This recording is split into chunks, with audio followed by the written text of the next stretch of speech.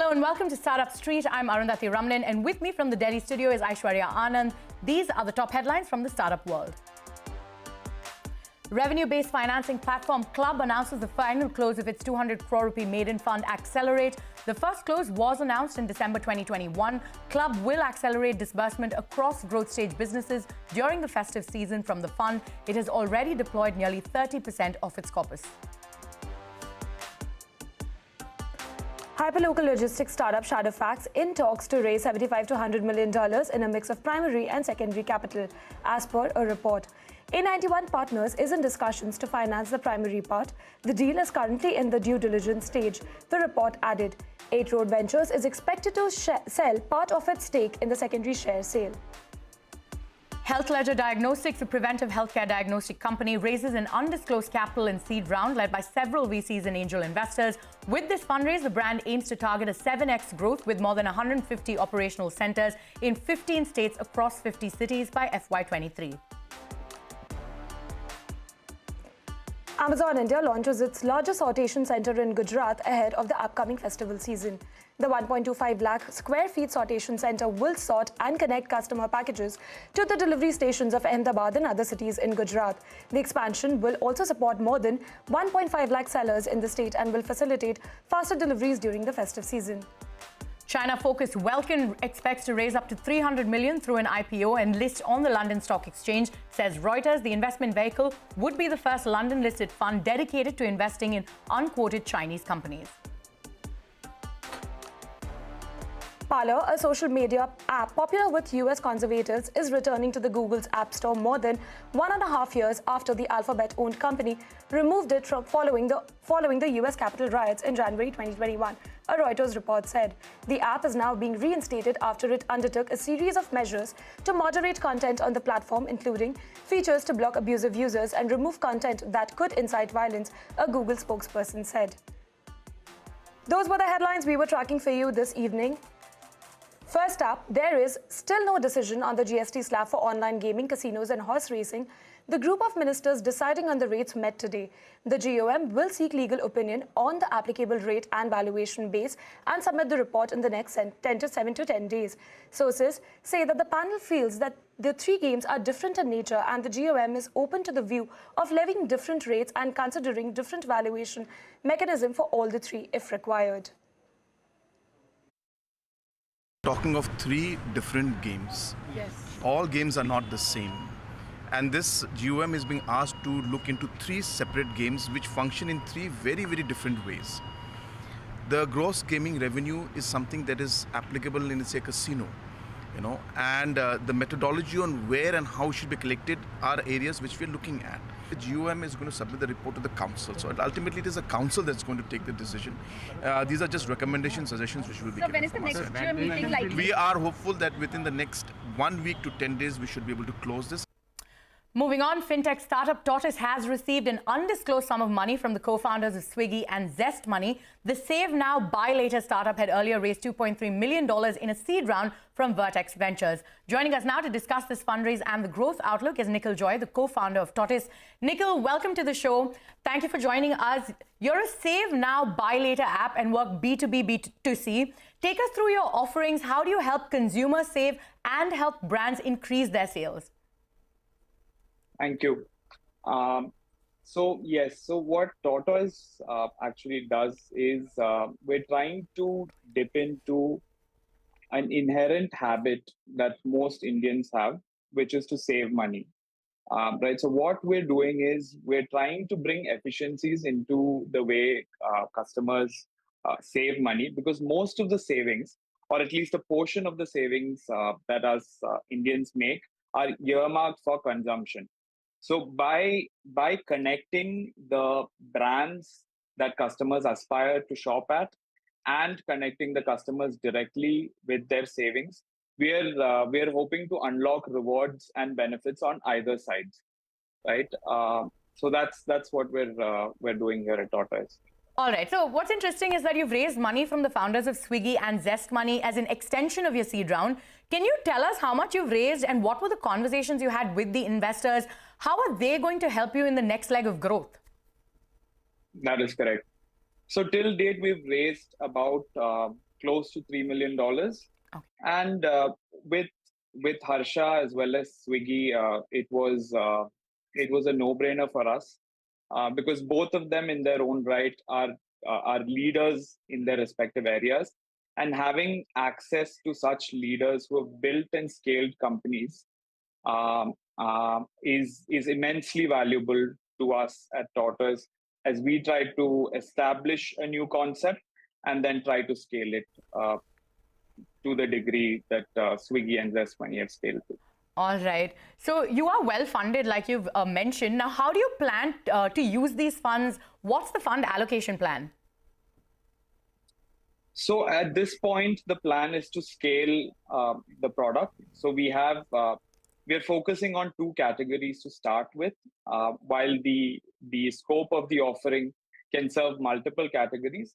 We're focusing on electronics and travel as the first segments that we're trying to serve. These in itself are large industries, right? About $70 billion worth each. Sure. So our offerings are going to be geared around creating savings plans for purchasing large ticket electronics items, Right. or for funding your next travel destination. Right? So that is where we're going to be investing these. So a lot of the money going into electronics and travel. So what's the kind of traction that you've already seen for the products that are available, and which are your top markets? So the beauty about Tortoise is that it can be used by all demographics. Right? There's absolutely no restriction in terms of which customer, what age group can use the product. We're currently serving the Indian market, and the initial response has been extremely positive. We in fact ran a very successful campaign with collaborating with one of Apple's premium resellers for the launch of the upcoming iPhone, which is expected to be announced in a couple of days. And the response has been tremendous.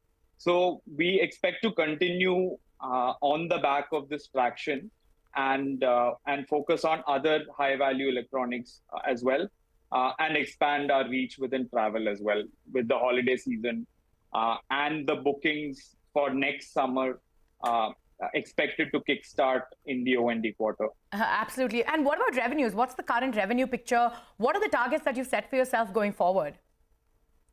So the focus, the good thing about our business model is that we make money on day one. The focus, however, at this point is to establish the concept, because although savings is a familiar concept for Indians, savings in this manner, where the customers are directly saving with the brands of their choice and the products that they aspire to buy, is still a novel concept. So we're focusing our efforts on educating the customers and incentivizing them on adopting this extremely rewarding way of carrying out their savings. So that's where the focus is. And of course, as we progress along this journey, we would be expanding into other categories as well, where the ticket sizes can be much larger than what we see in both in electronics and travel as well. All right. Now, post the RBI's new guidelines on digital lending, what kinds of changes do you need to bring to your business model? So fortunately, the guidelines that came out are focused solely on digital lending. So my background and history is in digital lending. So I was the head of product at Zest Money till very recently. So at this point, the regulations that have come out are squarely aimed at lending products. And since we do not come under that ambit, these regulations do not apply to us. All right. So these regulations don't change anything for you guys. But Nikhil, thank you so much for joining us on the show. We're out of time, but we wish you all the best going forward. Thanks a lot for having me. Moving on, India's overall addressable market for laundry services is expected to grow from $11.3 billion to $15 billion by 2025 as per a Redseer report. Now, tapping on this big opportunity, Big Basket co-founder Abhinay Choudhari has launched his new venture, Laundrymate, an organized online laundry service brand with a turnaround time of 24 hours. The firm has launched its business-to-consumer app and operations in Bengaluru with plans to roll out in 30 cities, including small towns, over the next decade. To talk about his new venture and the future roadmap for the startup, I'm now joined by Laundrymate's co-founder and CEO, Abhinay Choudhari. Welcome to the show, Abhinay. Now, you've launched Laundrymate, which is aimed at solving the household laundry chore. Take us through the pain points you're aiming to address with your new venture. Yeah, so thanks for having me here. So we actually launched the business and the app on Saturday, and the main pain point we're really addressing is the time it takes to kind of manage the entire laundry process, which is a mix of some stuff happening at home and some stuff being outsourced. For a typical household, you would kind of do your washing loads at home. You may use maid, right? So you have to sort the clothes first, then load them, run the cycle, take it out, put it out for drying, then again, collect and call your neighborhood guy for ironing, and then give it out to him and then collect it back. So all put together, a typical, a household is spending close to, I would say, an hour or so per day in managing this activity, because pretty much an average household of four, runs at least one load per day. So we are really looking at bringing the convenience, saving this time by making the entire process very frictionless and very, very convenient, as well as very, very affordable, because currently whatever options which are available for outsourcing, they are either unorganized and kind of lack convenience and quality. On other hand, you have brands which are very, very expensive, and hence they are not used for the daily use case, but they're used for special needs.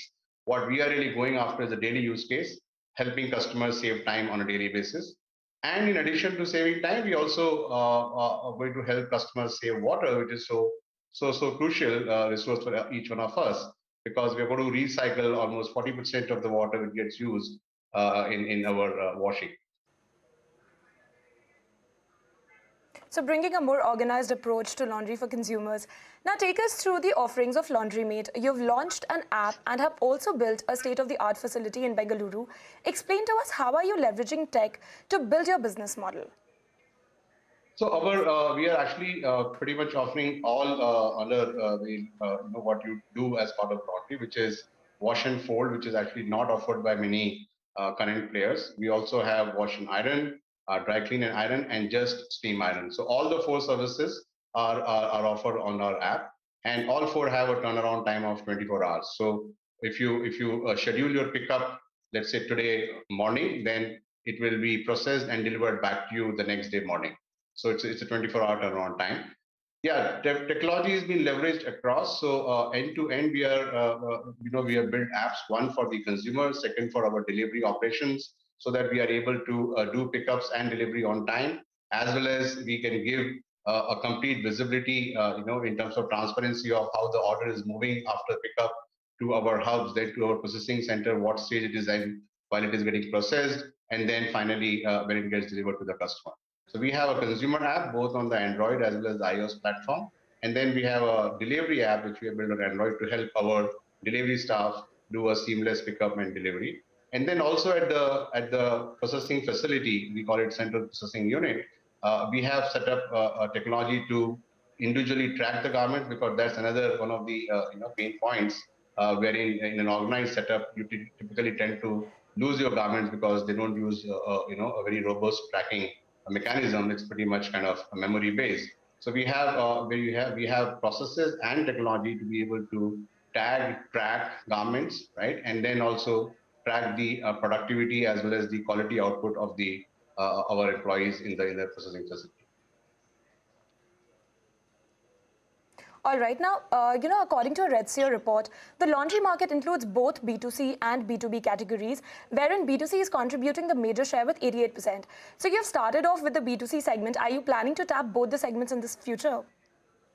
Yeah, so we started off with the B2C because that's wherein it's obviously a larger lion's market share, as well as has more pain points for the individual customer, and that's where the real benefit of offering a service like this to the Indian households is what our focus is. But we have set up a large-scale facility, and the whole idea behind setting up such an asset-heavy, large-scale facility is to kind of really bring down the entire cost stack in this space, so that we are able to pass on the lower cost to our customers. And that large setup, asset-heavy, also need to use the volume kind of which you get from B2B. So we would be starting B2B business in due course, wherein we'll be servicing customers in the hospitality space, resorts, hotels, as well as airlines. And going forward, we will also look at corporates, wherein the corporate uniforms and all has to be managed. So idea behind having B2B along with B2C is to set up a very highly scalable and a low cost model, wherein the cost benefit can be passed on to the customers. All right, now Abhinay, one final question. Tell me, what is the price point you've set for your customers? How is your platform different from other players and mom and pop stores for such services? So as I highlighted, ours is a 24-hour turnaround time. The current industry standard is actually 2 to 3 days. Secondly, it's an organized home pickup and delivery kind of a model. A lot of mom and pop actually don't have that, and obviously they don't have any apps as such.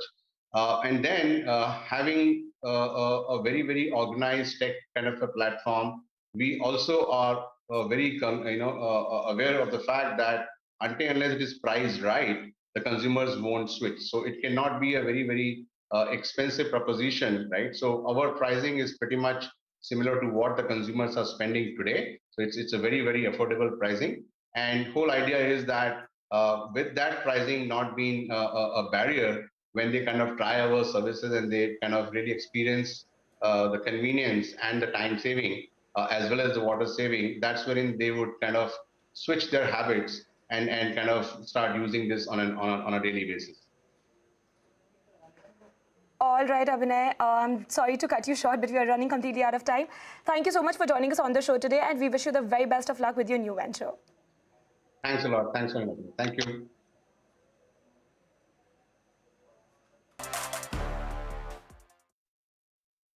Hello and welcome back. You're watching Startup Street. Now, EdTech unicorn Unacademy has something new up its sleeve. Today, it launched its new YouTube content growth creation strategy, which will include both academic and unacademic segments, which will add to its existing bouquet of offerings.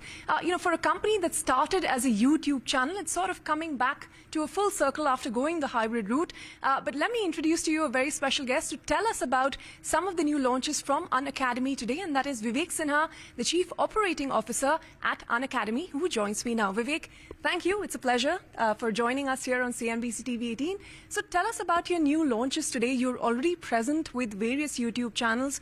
What more are these going to do, and are there any new announcements we should be aware of besides these? Yeah, so this is an event that we have been waiting for a while now, and the whole team has worked really hard for it. So on this Teachers' Day, we are launching 50 new educational channels. Some of these channels are in the categories where we already have presence, but so in those categories, these channels essentially strengthen our already strong position. And there are some channels in the categories which we do not exist. So it's a TAM expansion into new categories as well. Okay. So that has been the idea behind it. But what's also different is the way we pulled off the execution of these launches. So all the 134 categories came together, all educators and all team members across all segments came together and pulled up this event. This Unacademy Centers, which you started with Quota, is a relatively new form for Unacademy. What are the expansion plans there? What is the revenue target from that segment alone? Currently, how much has it started to contribute, and where do you want it to grow to? So we are present in our centers are live in 3 different cities right now. So apart from Kota, we have also launched our Noida and our Lucknow centers. And by the end of this calendar year, we intend to launch about 15 centers across 9 different cities of India. So that's the plan. Okay, and what kind of investments are you looking to make, both in the online and the offline segments? I think a significant amount of investment will go in the undergrad category, which is the medical and engineering entrance exams category in the offline part. Essentially, in the other categories, in postgraduate categories, the major part of the investment will still go only in the online space. Any numbers you could share with us? And I'm asking you this because, you know, it's been a tough year for startups. After the stellar year we saw in 2021, 2022, and especially the last couple of months, we've seen, you know, the kind of fundraisers that startups have been able to do, especially late stage, drying up. So I'm trying to understand what is the investment you've made, and will you be requiring more capital to expand these plans, for these plans you have? Sure. So, see, I'll take a step back and look at it from a different perspective. If I look at the Unacademy business, the core engine, the core business is highly efficient now. So I think we were probably the first one in the industry to react to the changing market dynamics and fix our cost structure. So the way we see it is that the core engine is now highly efficient, and we are sufficiently capitalized from our last round to execute whatever ambitions we have for the next, let's say, 30 or 40 months. 30 to 40 months. So I don't see capital becoming a challenge or coming in way of whatever we are planning to execute. Tell us a bit about these cost-cutting measures. I think you said the company is efficient, perhaps the capital allocation not as much, and that is something that you know, the founder also said in his internal email or messaging to the employees. What are some of the steps that the company has taken? Have they you know, borne fruit? Have costs come down? And we also, you know, there have been reports of layoffs at Unacademy as well. Would you like to clarify on those as well? Sure. So cost efficiency has come on at various levels. So for our sales and marketing costs have become very efficient now. Those are our traction channels through YouTube was already very efficient, but now we have made it even more efficient. Some of the fixed cost structure has also been addressed, and yet yes, at the beginning of the year we realized that there were some jobs which were rendered, unfortunately some jobs were rendered redundant.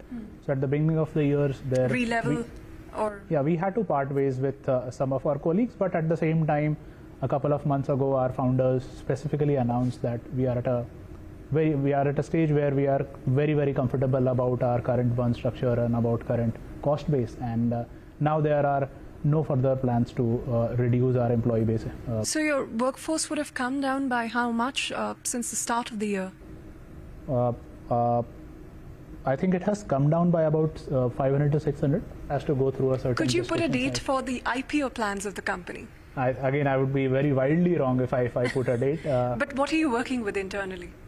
We are internally working on keeping our cost structure in check. We are internally working on ensuring that at a unit level we have cracked traction, we have cracked product, so that if and when and whenever we, let's say, go for the hyper growth mode again, our economics still do not break.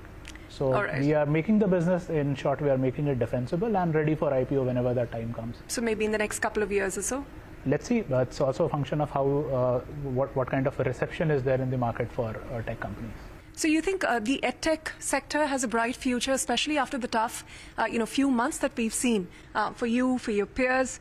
Is there light at the end of the tunnel soon? See, I'm not a great fan of taking a view on sector basis sentiment, because sentiment to aate rehte hain. I think in 2020, let's say, there was a lot of froth, and once the pandemic was behind us, at times there are unnecessary criticism as well. So sentiment aside, and a few players not doing good, or let's say their own issues aside, I am extremely bullish about EdTech as a sector, because like I said, the fundamentals do not change. There are more than 3-4 crore test takers in the country, and not even 5% of them are able to access quality education. So yeah, great businesses will be built. Thank you, Vivek, for all your time here. On that note, we have to wrap up this discussion. Many thanks for tuning in, and it's a goodbye from all of us.